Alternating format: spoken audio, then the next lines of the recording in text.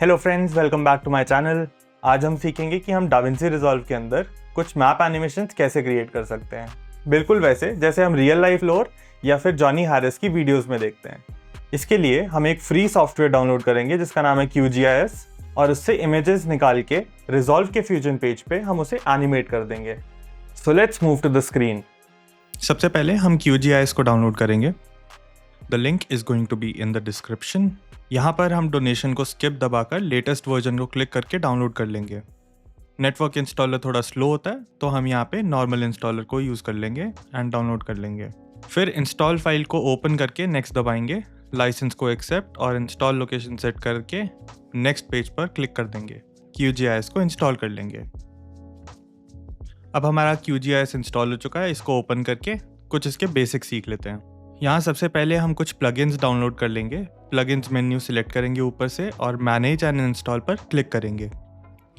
मैं usually HCMGIS use करता हूँ, तो उसे यहाँ पे सर्च करके इंस्टॉल कर लेंगे।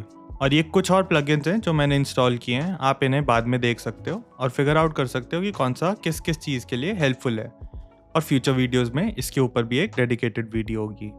अब मैप एनिमेशन के लिए बेसिकली हमें दो चीज़ें चाहिए होंगी, एक बेस मैप और एक वेक्टर मैप। बेस मैप के लिए हम यहाँ से HCMGIS को सिलेक्ट करके बेस मैप्स में जाएंगे और कोई सा भी बेस मैप हम सिलेक्ट कर सकते हैं। मुझे थोड़ा डार्क टोन्स पसंद है इसलिए मैं बिंग यूज़ करता हूँ। अब हम देख सकते हैं कि वर्ल्ड मैप लोड हो गया। अगर मैप स्ट्रेच या लंबा लग रहा है तो उसे फिक्स करने के लिए हम सेटिंग्स में जाकर ऑप्शंस में जाएंगे। यहाँ CRS एंड ट्रांसफॉर्मेशंस के अंदर दोनों जगह पे हम EPSG 4326 WGS 84 सिलेक्ट कर लेंगे। और अगर हमारा मैप तब भी ठीक ना हो तो ये प्रोजेक्ट सेटिंग्स हमको चेंज करनी पड़ेंगी, जिसके लिए हम एक कॉर्नर में राइट में नीचे सिलेक्ट करेंगे वर्ल्ड प्रोजेक्शन को। और फिर यहाँ पे जो ये पॉपअप ओपन होगा इसमें हम EPSG 4326 WGS 84 को सिलेक्ट करके अप्लाई और ओके क्लिक कर देंगे। अब हमारा बेस मैप तो रेडी है, बट हमें एनिमेशन के लिए इसमें वेक्टर मैप भी ऐड करना है। सबसे इजी तरीका है, नीचे कोऑर्डिनेट वाले बॉक्स में वर्ल्ड लिख के एंटर प्रेस कर देंगे। इससे डिफ़ॉल्ट वेक्टर मैप लोड हो जाएगा। लेकिन अब आप देख सकते हैं कि यहाँ पे जो इंडिया का JNK वाला पार्ट है वो कट है, क्योंकि जहाँ से ये वेक्टर मैप फेच कर रहा है वो हमारी एडमिनिस्ट्रेटिव बाउंड्री को रिकॉग्नाइज नहीं करता है। तो अगर हम इंडिया के अलावा किसी भी और कंट्री का मैप यूज़ करना चाह रहे हैं तो हमारा ये मेथड फास्ट है, लेकिन इंडिया के लिए ये रिजल्ट ठीक नहीं होगा। मैं डिस्क्रिप्शन में लिंक के थ्रू एक फाइल दे रहा हूँ जिसमें इंडिया का करेक्ट मैप है। उसे डाउनलोड करके यहाँ पे ड्रैग एंड ड्रॉप करेंगे तो अब इंडिया की बाउंड्री सही हो जाएगी। अब हम एनिमेशन के लिए जो कंट्रीज यूज़ करने वाले हैं उन्हें सिलेक्ट करेंगे। जैसे इस एग्जाम्पल में हम इंडिया और US को सिलेक्ट करना चाह रहे हैं, तो इसके लिए हमारी वेक्टर फाइल को हम लेयर्स पैनल में सिलेक्ट कर लेंगे। फिर ऊपर सिलेक्ट फीचर्स बाय एरिया और क्लिक टूल पर क्लिक करेंगे और पहले इंडिया सिलेक्ट कर लेंगे। उसके बाद हम लेयर्स पैनल में वेक्टर लेयर पर राइट क्लिक करके एक्सपोर्ट और सेव सिलेक्टेड फीचर्स एज पर क्लिक करेंगे। फाइल नेम और कंट्री नेम लिख देंगे और इंश्योर कर लेंगे कि add saved map to file checked है। फिर ओके प्रेस कर देंगे। अब हम देख सकते हैं कि यहाँ पे लेयर्स पैनल में एक नई लेयर ऐड हो गई है, जो हमने कंट्री सिलेक्ट की थी उसकी बन गई है। इसी तरह हम वर्ल्ड मैप की लेयर को सिलेक्ट करके कोई भी और कंट्री सिलेक्ट करके उसकी एक अलग फाइल बनाकर उसे एक इंडिविजुअल लेयर में सिलेक्ट कर सकते हैं। बाय द वे, जो मैं ड्राइव लिंक दे रहा हूँ उसके अंदर आपको सारी की सारी इंडिविजुअल कंट्रीज़ के साथ में इंडिया की स्टेट्स की भी फाइल्स मिल जाएंगी। आपको बस ड्रैग एंड ड्रॉप करना रह जाएगा। बस फोल्डर से QGIS में ड्रैग एंड ड्रॉप करना है। तो यहाँ पे US को सिलेक्ट करके ड्रैग एंड ड्रॉप कर लेते हैं। अब हमारे पास वो सारी लेयर सिलेक्टेड है जिससे हम एनिमेशन बनाएंगे। इस केस में हमारे पास टोटल 4 लेयर्स हो गई। ये हमारा बिंग से सोर्स किया हुआ बेस मैप आ गया, हमारी सारी कंट्रीज का मैप आ गया, इंडिया की लेयर बन गई है और USA की लेयर बन गई है। अब ऊपर से अनसिलेक्ट ऑल फीचर्स पर क्लिक कर लेंगे ताकि सारी सिलेक्शंस क्लियर हो जाएं। फिर पैन मैप टूल को सिलेक्ट करके हम इस मैप को फ्रीली मूव कर सकते हैं। अब हम QGIS में लेयर प्रॉपर्टीज के बारे में थोड़ा सीख लेते हैं, जो कि हमें आगे काम आएगा। तो यहाँ पे हम वर्ल्ड लेयर पर राइट क्लिक करके प्रॉपर्टी सिलेक्ट कर लेंगे। यहाँ बेसिकली दो चीज़ें काम की होती हैं। पहला है symbology, second is labels. Symbology के अंदर हम फिल कलर और स्ट्रोक चेंज कर सकते हैं। फिल के अंदर सिंपल फिल को क्लिक करेंगे। फिल कलर और स्ट्रोक कलर दोनों को एडजस्ट कर सकते हैं यहाँ से। मैं पर्सनली वर्ल्ड लेयर के फिल कलर की ओपेसिटी 0 रख देता हूँ ताकि सिर्फ आउटलाइंस दिखें, और जो हमारी सिलेक्टेड कंट्रीज़ हैं उनकी लेयर पे फिल कलर को ऑन रहने देता हूँ। But it's up to us कि हम कौन सी लुक क्रिएट करना चाह रहे हैं। नेक्स्ट है लेबल्स। यहाँ ड्रॉप डाउन से सिंगल लेबल्स अप्लाई कर सकते हैं, जिससे इस लेयर में कंट्री नेम्स ऐड हो जाएंगे, लेकिन मैं पर्सनली इसे भी ऑफ रखता हूँ। अगर हम जूम इन शॉट्स में हाई क्वालिटी नहीं चाहते तो ये वर्ल्ड मैप भी चलेगा, लेकिन अगर हम चाहते हैं कि इंडिया या यूएसए पे जब हम जूम करें उस टाइम पे मैप जो हो वो शार्प और हाई डेफिनेशन दिखे, तो हमें कुछ एक्स्ट्रा स्टेप्स करने होंगे। इस प्रोसेस को फोटो स्टिचिंग कहते हैं, जिसमें हम वर्ल्ड मैप के डिफरेंट जूम लेवल पे इमेजेस एक्सपोर्ट करते हैं और फिर उनको डाविंसी रिजॉल्व में स्टिच कर देते हैं, ओवरलैप कर देते हैं एक दूसरे से, ताकि जब हम जूम करें तो हमारा वो हाई डेफिनेशन ही रहे। अब हमें QGIS का बेसिक्स तो समझ में आ गया है। अब हमें ये सीखना है कि QGIS में जो हमने ये लेयर्स क्रिएट किए हैं इनकी इमेजेस कैसे एक्सपोर्ट करें। तो QGIS के थ्रू फोटो डाउनलोड करने के लिए हम ऊपर से न्यू प्रिंट लेआउट या Ctrl+P को क्लिक करेंगे और कोई सा भी नेम डाल देंगे। अब यहाँ इस वाइट एरिया में क्लिक करके राइट साइड में आइटम प्रॉपर्टीज से साइज को चेंज करके कस्टम सिलेक्ट कर लेंगे। फिर नीचे हम विड्थ और हाइट के साइड में mm के बजाय पिक्सल सिलेक्ट कर लेंगे और रेजोल्यूशन डाल लेंगे 4K फोटोज़ के लिए 3840x2160। नेक्स्ट हम बैकग्राउंड को सिलेक्ट करके ओपेसिटी 0 कर देंगे। अब लेफ्ट साइड से ऐड मैप को सिलेक्ट करके उसे एक कॉर्नर से ऑपोजिट कॉर्नर तक ड्रैग करके अपना मैप ऐड कर लेंगे। अगर ये छोटा या बड़ा लग रहा है तो हम मेन विंडो में एडजस्ट कर लेंगे और फिर इसको डिलीट करके दोबारा से ऐड मैप सिलेक्ट कर देंगे। बेसिकली जब हम ऐड मैप दबा के प्रिंट लेआउट में मैप ऐड करते हैं तो ये हमारी मेन विंडो में जो भी मैप विजिबल है उसी एरिया को प्रिंट लेआउट में इंपोर्ट कर लेता है। अगर हमें सिलेक्शन या फिर एरिया चेंज करना हो तो हमें पहले एग्जिस्टिंग मैप को डिलीट करना होगा और फिर से ऐड मैप पे क्लिक करके नया एरिया सिलेक्ट करना होगा। लेकिन अगर हमारी सिलेक्शन ठीक हो गई है और हमें सिर्फ अलग अलग लेयर्स को एक्सपोर्ट करना है, तब हम मेन विंडो में लेयर्स को चेक या अनचेक करने के बाद प्रिंट लेआउट में ये जो ऊपर रिफ्रेश बटन है इस पर क्लिक करके रिफ्रेश करके वो वाली लेयर को विजिबल करा लेंगे। इससे हमें नया मैप ऐड नहीं करना पड़ेगा क्योंकि प्रिंट एरिया ऑलरेडी लॉक हो चुका है। ये प्रोसेस इसलिए यूजफुल है क्योंकि अगर हमने गलती से मेन विंडो में मैप मूव कर दिया तो हमें कोई प्रॉब्लम नहीं होगी, क्योंकि प्रिंट लेआउट में हमने पहले से ही अपना एरिया सिलेक्ट किया हुआ है। लेकिन अगर हमने रिफ्रेश करने के बजाय फिर से ऐड मैप यूज़ कर लिया और यहाँ पे हमने मूव किया होगा तो एक्सपोर्टेड इमेज का अलाइनमेंट चेंज हो जाएगा, जिससे हम डाविंसी रिजॉल्व में एनिमेशन के लिए जब हम इंपोर्ट करेंगे उसको तो मैप प्रॉपर्ली अलाइन नहीं होगा। तो वापस अभी हम एग्जांपल पे चलते हैं। हम मेन विंडो में मैप एडजस्ट कर लेंगे और अगर ज़रूरत हो तो डिलीट करके दोबारा ऐड मैप सिलेक्ट करके ऐड कर लेंगे। फिर मैप को सिलेक्ट करके राइट में आइटम प्रॉपर्टीज़ में बैकग्राउंड को अनसिलेक्ट कर लेंगे। ये हमें एक अल्फा आउटपुट देगा, यानी बैकग्राउंड ट्रांसपेरेंट होगा। अब हमारे पास जो लेयर्स हमने विंडोज़ में सिलेक्ट करी हैं वो सब यहाँ ऐड हो जाएंगी, बट हमें इन लेयर्स को 1 बाय 1 चेक करके एक्सपोर्ट करना है। सबसे पहले हम इस मैप को सेव करने के लिए ऊपर एक्सपोर्ट एज इमेज पर क्लिक कर लेंगे और अपनी लोकेशन सेट करके नाम लिख देंगे। यहाँ पर ध्यान रखना है कि हम फाइल नेम में .png भी ऐड करें ताकि ये JPG फॉर्मेट में सेव ना हो, क्योंकि JPG फाइल में ट्रांसपेरेंसी को कोई ऑप्शन नहीं होता है। इसका नाम हम जूम आउट वर्ल्ड रख लेते हैं। नेक्स्ट हम मेन विंडो के लेयर्स पैनल में बिंग को अनचेक करके वर्ल्ड वेक्टर मैप को सिलेक्ट कर लेंगे। फिर प्रिंट लेआउट में ऊपर रिफ्रेश पर क्लिक करके सेम स्टेप्स फॉलो करेंगे और सेव कर लेंगे इसको एज वर्ल्ड बाउंड्री .png। अगर हमने जूम इन नहीं करना है और डिटेल मैप नहीं चाहिए तो हम सिमिलरली इंडिया और USA वाली लेयर्स को भी यहीं से सिलेक्ट करके 1 बाय 1 एक्सपोर्ट कर लेंगे। लेकिन इस एग्जांपल में हम जूम इन करेंगे तो इसलिए हम इसको अभी एक्सपोर्ट नहीं करेंगे। इसके लिए प्रिंट लेआउट में करंट मैप को सिलेक्ट करके हम डिलीट कर देंगे। फिर जहाँ जूम करना है उस कंट्री को लेयर्स पैनल में एनेबल कर लेंगे और मेन विंडो पर Ctrl+ mouse wheel up use करके जूम कर लेंगे।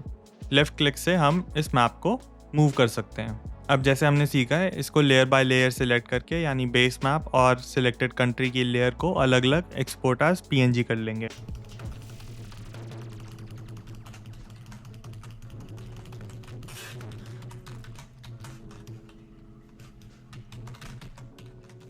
अब यहाँ पर हमारा मैपिंग यानी QGIS का काम खत्म हो गया है। Let's move to DaVinci. अब हम डाविंसी रिजॉल्व ओपन कर लेते हैं। नया प्रोजेक्ट क्रिएट करके एक फ्यूजन कॉम्पोजिशन ऐड कर लेंगे। फ्यूजन पेज पर ओपन कर लेंगे। अब हम अपनी एक्सपोर्टेड इमेजेस को यहाँ पे इंपोर्ट कर लेंगे। World map, country outline, India zoom in, India solid, USA zoom in और USA सॉलिड को ऐड कर लेंगे। ये सारे नोड एज मीडिया इन इम्पोर्ट होंगे, तो हम इनको प्रॉपरली रीनेम कर लेते हैं ताकि आगे हम इसको ठीक से काम कर पाएँ। ये आगे हमें काफ़ी यूज़फुल होगा ताकि हम सीधे सीधे समझ पाएँ कि कौन सा नोड क्या है, क्योंकि बाद में जब नोड्स बढ़ते जाते हैं तो नेमिंग से क्लैरिटी बनी रहती है। तो अब हम यहाँ पर नोड्स को थोड़ा अरेंज कर लेंगे। वर्ल्ड और आउटलाइन को एक जगह, इंडिया और इंडिया सॉलिड को एक, और यूएसए और यूएसए सॉलिड को भी यहाँ पर ड्रैग एंड ड्रॉप कर लेते हैं। तो इससे हमने इनको ग्रुप में अरेंज कर लिया है। अब सबसे पहले हम वर्ल्ड मैप और वर्ल्ड आउटलाइन को मर्ज कर लेंगे। वर्ल्ड आउटलाइन के आउटपुट नोड को हम वर्ल्ड मैप के आउटपुट नोड से कनेक्ट कर लेंगे, तो ये मर्ज क्रिएट कर देगा। अब हमारे पास एक बेस मैप रेडी है, वर्ल्ड मैप प्लस आउटलाइंस। अब हम इंडिया के जूम इन मैप के साथ काम करते हैं। इंडिया जूम इन मैप और इंडिया सॉलिड लेयर को एक मर्ज नोड से कनेक्ट कर लेंगे। ये सॉलिड को मैप के ऊपर प्लेस कर देगा। अगर हम सॉलिड का कलर चेंज करना चाहते हैं तो हम एक बैकग्राउंड नोड ऐड कर लेंगे। इसके दो तरीके हैं, फ्यूजन पैनल के टॉप से ड्रैग करके ऐड कर सकते हैं, या फिर हम शिफ्ट प्लस स्पेस बार दबाकर सर्च कर लेंगे। मैं पर्सनली यही मेथड यूज़ करता हूँ क्योंकि shift plus space bar is quite easy. अब बैकग्राउंड नोड का कलर हम अपनी मर्जी से सेट कर लेंगे और इंडिया सॉलिड के नोड का आउटपुट हम बैकग्राउंड के मास्क इनपुट में कनेक्ट कर लेंगे, यानी ब्लू वाले इनपुट में। फिर बैकग्राउंड नोड का आउटपुट हम इंडिया जूम मैप के मर्ज नोड के साथ में कनेक्ट कर लेंगे। अब हम कलर को चेंज कर सकते हैं। अब बैकग्राउंड में जो भी ऑप्शंस अवेलेबल होते हैं वो हम यूज़ कर सकते हैं, जैसे सॉलिड या ग्रेडियंट। मर्ज नोड में जाकर हम अप्लाई मोड को मल्टीप्लाई सिलेक्ट कर लेंगे ताकि नीचे का मैप विजिबल रहे, और ब्लेंड स्लाइडर से इसकी ओपेसिटी को चेंज कर लेंगे अपनी लाइकिंग के हिसाब से। अब हमारी country is visible on top of the zoom in map. अब हम आउटलाइन को क्रिएट करते हैं। सबसे पहले एक बैकग्राउंड नोड ऐड करेंगे और इंडिया सॉलिड का आउटपुट इसके मास्क इनपुट में कनेक्ट कर लेंगे। इस बैकग्राउंड नोड के कलर को हम रेड चूज कर लेते हैं। फिर एक एज डिटेक्ट नोड ऐड कर लेंगे, shift plus space bar, edge detect, इसको हम ऐड कर लेंगे। यहाँ से हम एज विड्थ, ब्राइटनेस और गामा एडजस्ट करके अपनी आउटलाइन की थिकनेस और शार्पनेस सेट कर लेंगे। अब हम एक ट्रांसफॉर्म नोड ऐड कर लेंगे और साइज थोड़ा इंक्रीज कर लेंगे। ये आउटलाइन को स्लाइटली एक्सपैंड कर लेगा। नेक्स्ट हम इसमें एक लूमा कीयर नोड ऐड कर लेंगे। ये ऑटोमेटिकली इनसाइड वाले ब्लैक एरिया को, जो अंदर का ब्लैक एरिया है, उसको रिमूव कर देगा। उसके बाद एक ग्लो नोड ऐड कर लेते हैं और ग्लो साइज और स्ट्रेंथ के पैरामीटर्स को अपने लाइकिंग के हिसाब से एडजस्ट कर लेंगे। अब हमारा आउटलाइन भी रेडी है।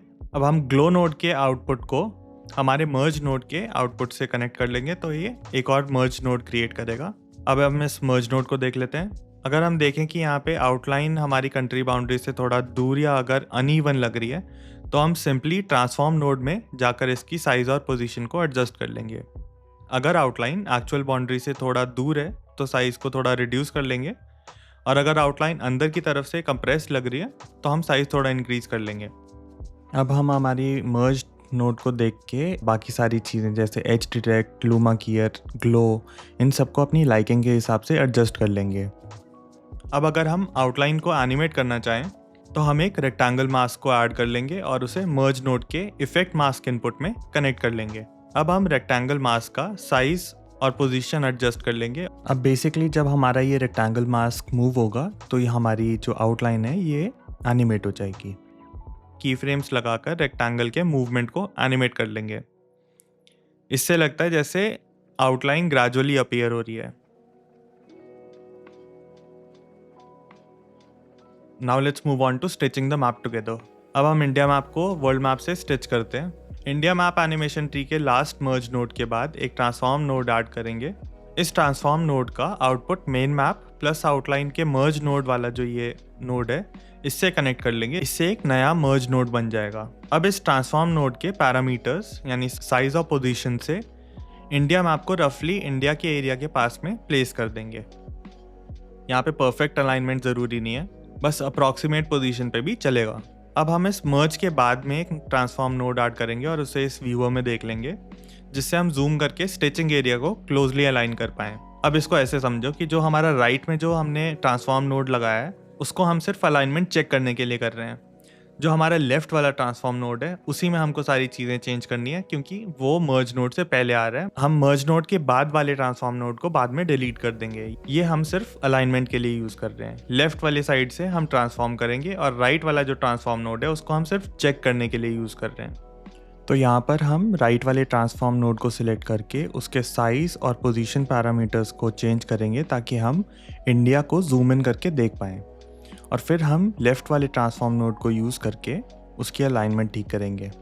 अब अलाइनमेंट चेक करने के लिए यहाँ पर हम मर्ज नोड में ब्लेंड को बीच में कहीं पे रख के, ताकि हमको दोनों ऊपर वाली लेयर और नीचे वाली लेयर विजिबल हो, उसको हम बीच में सिलेक्ट कर लेंगे। और उसके बाद में हम लेफ़्ट वाले ट्रांसफॉर्म से इंडिया का जो हम ऊपर उसके लेयर रखना चाह रहे हैं उसको हम ठीक पोजीशन पे सेट कर लेंगे।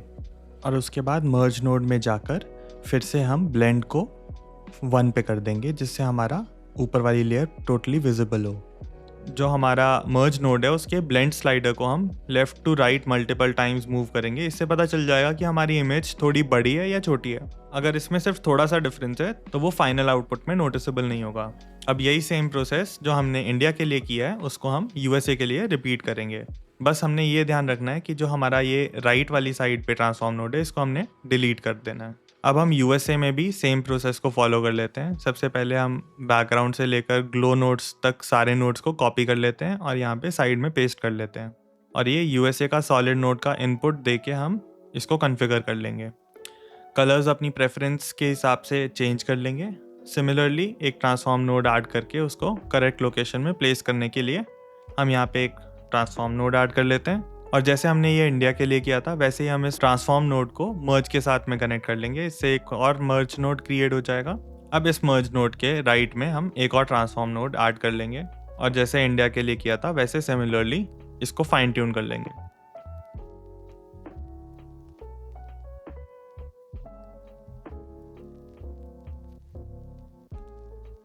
अब हम यहाँ पे देख सकते हैं कि हमारे इंडिया और यूएस जूम इन मैप्स की वजह से हमारी वर्ल्ड आउटलाइंस नहीं दिख रही हैं उन एरियाज़ में जो हमने एज इमेज डाली हैं, क्योंकि वो हमारी वर्ल्ड आउटलाइन लेयर के ऊपर है।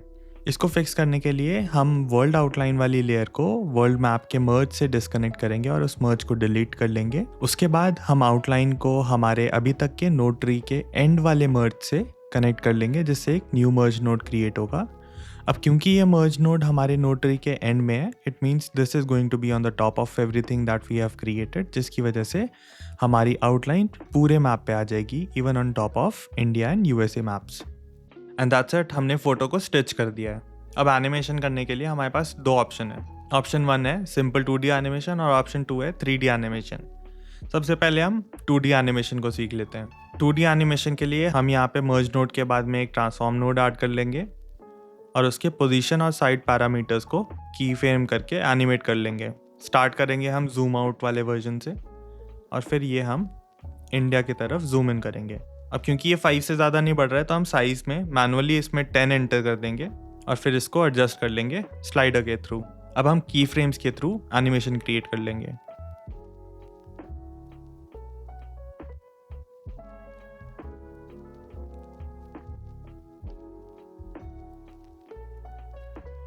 अब ये हमारी बेसिक एनिमेशन रेडी है। इसको थोड़ा अच्छा करने के लिए हम कंट्री के जो मर्ज नोड्स हैं उसके थ्रू हम ओपेसिटी को एनिमेट कर लेंगे ताकि प्लेन वर्ल्ड मैप से जूम इन करते हुए कंट्री हाईलाइट हो जाए। फिर हम आउटलाइन वाले रेक्टेंगल मास्क की पोजीशन को की फ्रेम करके उस आउटलाइन को भी एनिमेट कर लेंगे जो हमारी अपनी टाइमिंग के हिसाब से।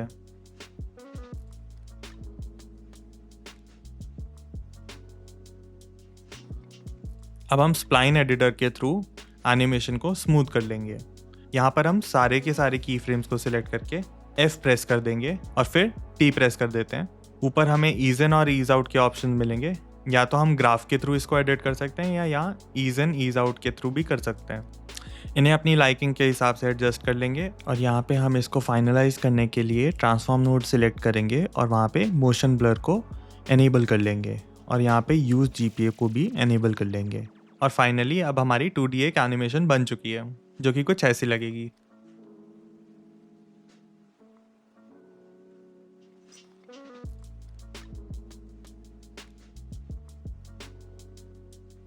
लेकिन ये सिर्फ एक 2D लुक क्रिएट करता है।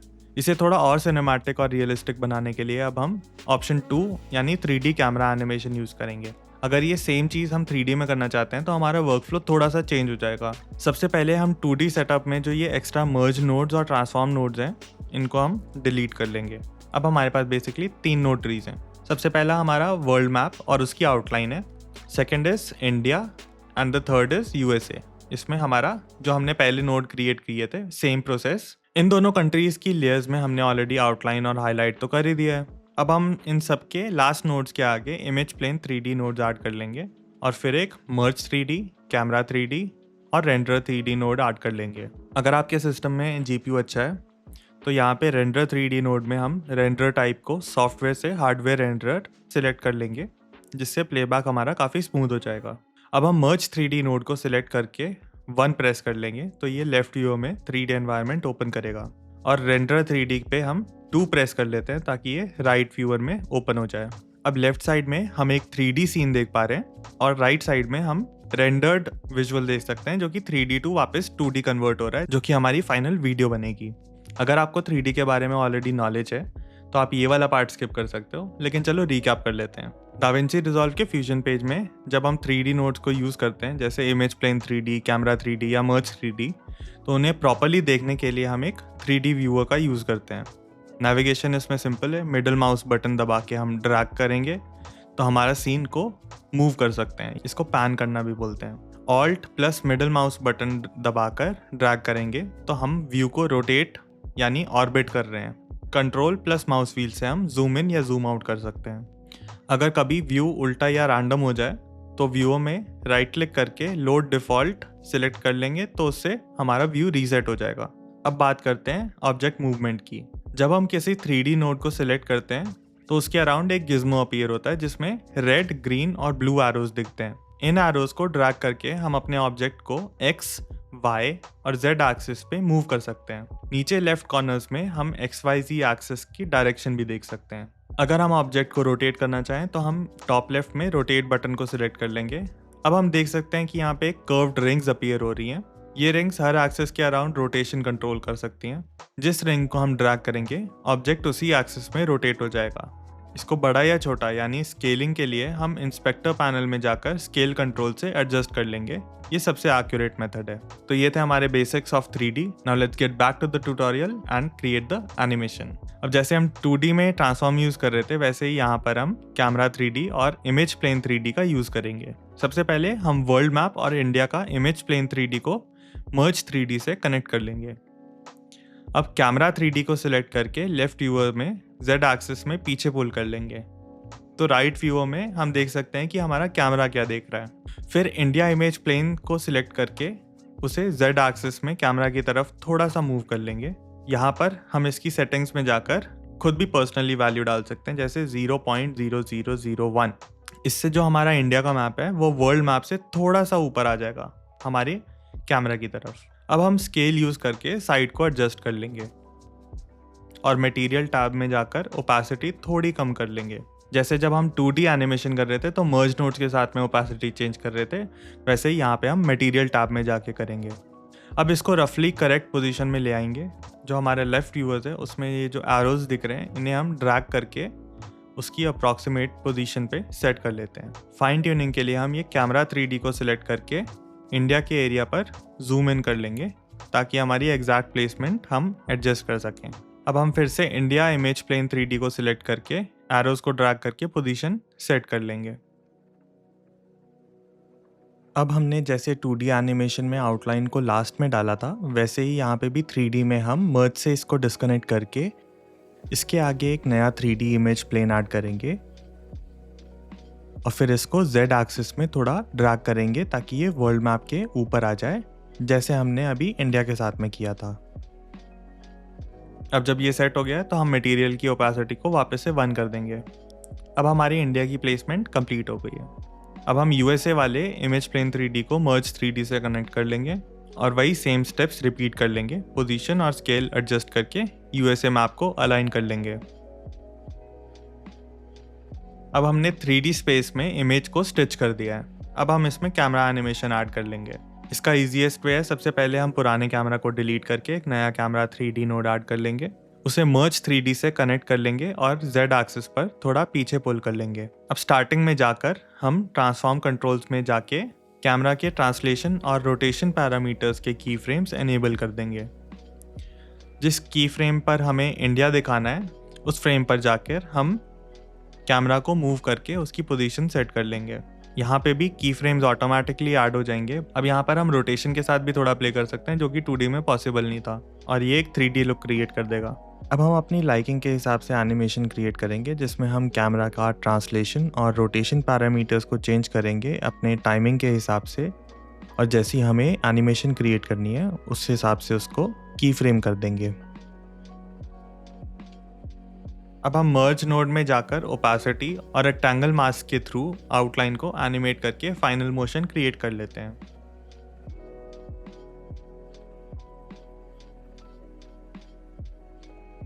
तो एनिमेशन कुछ ऐसी दिखेगी। कैमरा स्मूथली वर्ल्ड से इंडिया पर जूम करता है, इंडिया हाईलाइट होता है, और फिर कैमरा यूएसए की तरफ मूव करता है। कुछ फ्रेम्स के बाद कैमरा को यूएस पर ले जाएंगे और फिर हम वर्ल्ड पे जूम आउट कर लेंगे।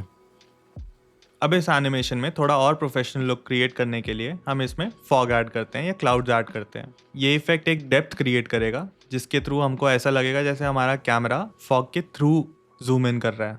इसके लिए हम यहाँ पर शिफ्ट और स्पेस पास दबा के फास्ट नॉइज का नोड ऐड कर लेंगे और उसे एक नए इमेज प्लेन 3D नोड के साथ में कनेक्ट कर लेंगे। फिर हम इस इमेज प्लेन 3D नोड को मर्ज 3D में कनेक्ट करके इसको सिलेक्ट करके उसकी पोजीशन को एडजस्ट कर लेंगे। स्टार्टिंग फ्रेम पर इसे कैमरा के पास में प्लेस कर लेंगे। यहाँ पे इसका स्केल थोड़ा कम करके इसको पोजीशन ठीक कर लेते हैं। तो इसको जब हम कॉन्फ़िगर कर लेंगे तो हमारा एनिमेशन में ये कैमरा क्लाउड्स के थ्रू होते हुए आगे जाएगा। फिर हम फास्ट नॉइज नोड सिलेक्ट करके उसके पैरामीटर्स को एडजस्ट कर लेते हैं। इसको यहाँ पे लेफ्ट व्यू में ओपन कर लेते हैं। डिटेल और कॉन्ट्रास्ट को इंक्रीज कर लेंगे ताकि क्लाउड्स में टेक्सचर दिखे, और सीध रेट को थोड़ा बढ़ा लेंगे ताकि क्लाउड्स में हल्की सी मूवमेंट भी दिखे। अब अगर हम एनिमेशन प्ले करते हैं तो हमारा कैमरा क्लाउड्स के थ्रू मूव करता हुआ आगे जाएगा, जैसे हम एक एरियल सिनेमैटिक शॉट ले रहे हो। फाइनली जब हमारी एनिमेशन कंप्लीट हो जाए तो हम रेंडर 3D नोड को सिलेक्ट करके उसकी सेटिंग्स पैनल में जाकर मोशन ब्लर एनेबल कर लेंगे। और एनिमेशन को स्मूथ करने के लिए हम स्प्लाइन एडिटर में सारी की फ्रेम्स को सिलेक्ट करके F दबा देंगे, जिससे स्मूथ हो जाएगी, और T दबा के हम ease in ease out open करके ईज इन को इंक्रीज कर लेंगे। ये पूरी एनिमेशन को एक स्मूथ और रियलिस्टिक फिनिशिंग देगा। एंड दैट्स इट, हमारी एनिमेशन इज कंप्लीट, और रेंडर होने के बाद वो कुछ ऐसी दिखेगी।